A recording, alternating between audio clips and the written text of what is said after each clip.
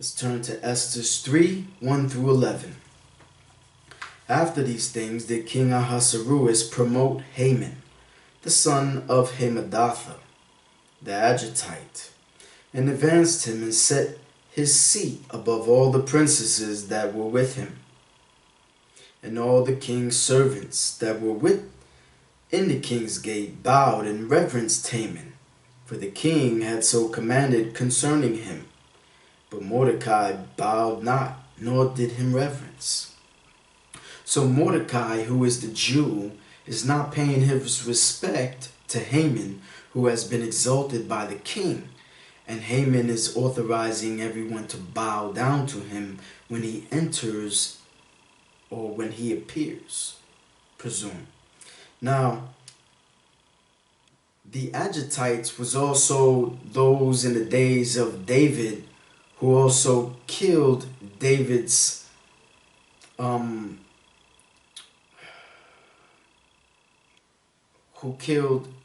friend Jonathan, who was Saul's son, the king's son. The Agitites had killed both of those people, which also left another wounded and handicapped, which David later brought in to his house and treated him like family. It was these Agitites that hated the Jews. Once again, we see Haman, the son of Hammedatha, the Agitite, once again plotting against the Jews, trying to annihilate them. Then the king, verse 3, Then the king's servants which were in the king's gate said unto Mordecai, Why transgressed thou the king's commandment? Now it came to pass, when they spake daily unto him, and he hearkened not unto them, that they told Haman to see whether Mordecai's matter would stand, for he had told them that he was a Jew. And when Haman saw that Mordecai bowed not, nor did him reverence, then was Haman full of wrath. And he thought scorn to lay hands on Mordecai alone, for they had shewed him the people of Mordecai. Wherefore Haman sought to destroy all the Jews that were throughout the whole kingdom of Ahasuerus, even the people of Mordecai. So verse 6 in chapter 3 finally tells us that now a plot of genocide is against the Jews by Haman. In the first month, that is in the month Nisan, in the 12th year of King Ahasuerus's, they cast Pur, that is the lot. And there we have the word Pur for the Purim feast. Pur, that is the lot, casting lots, the lottery. So they cast lots before Haman from day to day and from month to month to the 12th month, that is the month of Adar. So in the 12th month of the king's reign, who reigned over 127 provinces, Haman decided to destroy all the Jews in the 127 provinces, as well as Mordecai's family. And therefore, for 12 years, the king has been ruler over Persia, and now this year, for a whole year, they are casting lots. And Haman said unto King Ahasuerus, There was a certain people scattered abroad and dispersed among the people in all the provinces of thy kingdom, and their laws are diverse from all people, neither keep they the king's laws. Therefore it is not for the king's profit to suffer them. If it please the king, let it be written that they may be destroyed, and I will pay 10,000 talents of silver to the hands of those that have the charge of the business, to bring it into the king's treasures. And the king took his ring from his hand and gave it to Haman, the son of Hammedatha, the Agitite, the Jews' enemy. And the king said unto Haman, The silver is given to thee, the people also to do with them as it seems good to thee. Verse 13 and 14. And the letters were sent by post unto all the king's provinces to destroy, to kill, and to cause to perish all Jews, both young and old, little children and women in one day, even upon the 13th day of the 12th month, which is the month of Adar. and to take the spoil of them for prey. So on the 13th day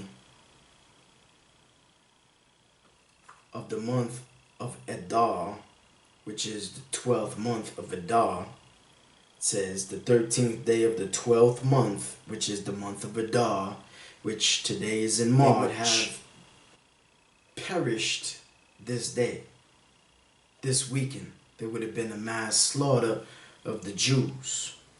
So Haman is also not only trying to destroy and make all the Jews perish, but at the same time, he is against the Jewish religion and all that they practice.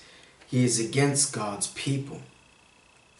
Similar to like what is to come of the new world order and the one world religion, which will do away with all religions and only prescribe their own religion. Something like what is taking place today throughout the world, as well as with same-sex marriages and other different constitutional laws that are being broken and taken away from the people slowly but surely. This Hamanic infection is also taking place within our own infrastructure of freedom and liberty and rights. And throughout the world, there is also many different religions that do not abide by Christian faith, like we here. So, seeing that he tried to destroy the practice of the faith, so will the one world religion denounce the faith and try to destroy God's people again. Verse 14. The copy of the writing for a commandment to be given in every province was published unto all people, that they should be ready against that day. Esther 4, 1 and 3. When Mordecai perceived all that was done, Mordecai rent his clothes and put on sackcloth with ashes, and went out into the midst of the city and cried with a loud voice, and cried with a loud and bitter cry, and came even before the king's gate, for none might enter the king's gate clothed with sackcloth. And in every province, whithersoever the king's commandment and his decree came, there was great mourning among the Jews, and fasting, and weeping, and wailing, and many lay in sackcloth and ashes. Now this verse, although it doesn't mention that they cried out to the Lord God, because the word Lord and God is not mentioned in the book of Esther, due to the natural providence of God's protection, these passages illustrate that they was praying to God. So God heard the sufferings and the threats towards his people through ashes, renting the clothes, and prayers. And so God was going to do something shortly in a way to protect his people from the dangers ahead. Joshua 7:6 also illustrates, and Joshua rent his clothes and fell to the earth upon his face before the ark of the Lord until the eventide, he and the elders of Israel, and put dust upon their heads. And Joshua said, Alas, O Lord God, wherefore hast thou at all brought this people over Jordan to deliver us into the hand of the Amorites to destroy us? Would to God we had been content and dwell on the other side of Jordan.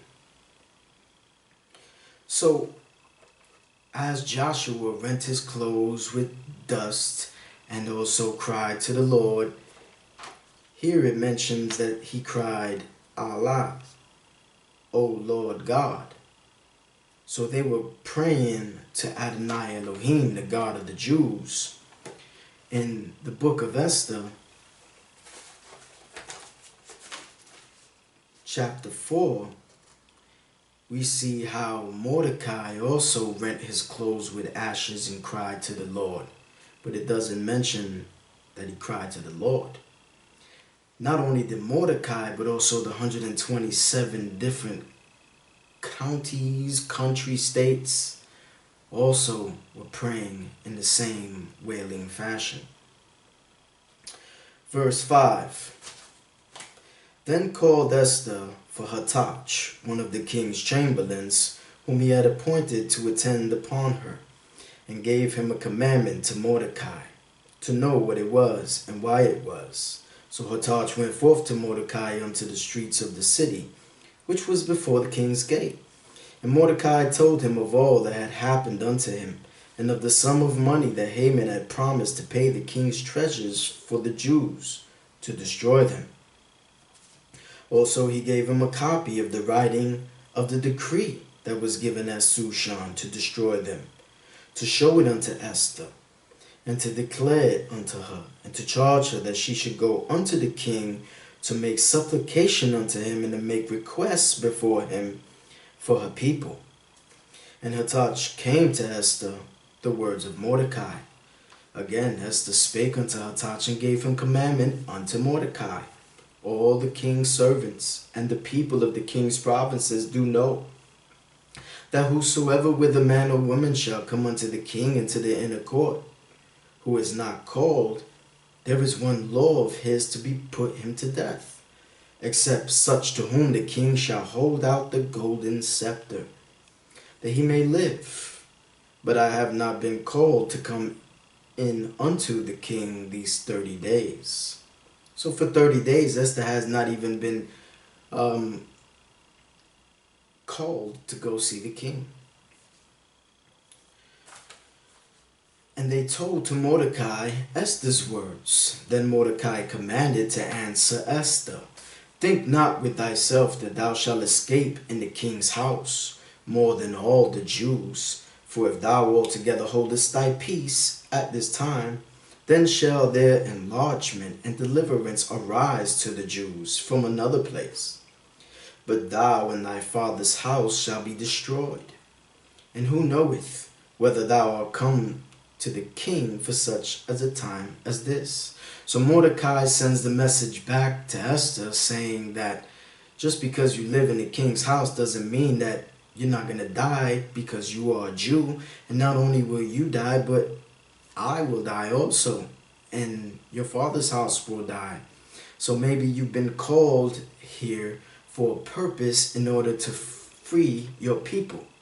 So Esther must now commit a sacrifice in order to save her people. That sacrifice is to go before the king in the court in prayer that he holds out the golden scepter, finds favor and grace to his wife. Now, 15. Then Esther bade them return to Mordecai this answer. Go, gather together all the Jews that are present in Shushan, and fast ye for me, and neither eat nor drink 3 days, night or day. I also and my maidens will fast likewise. And so will I go in unto the king, which is not according to the law.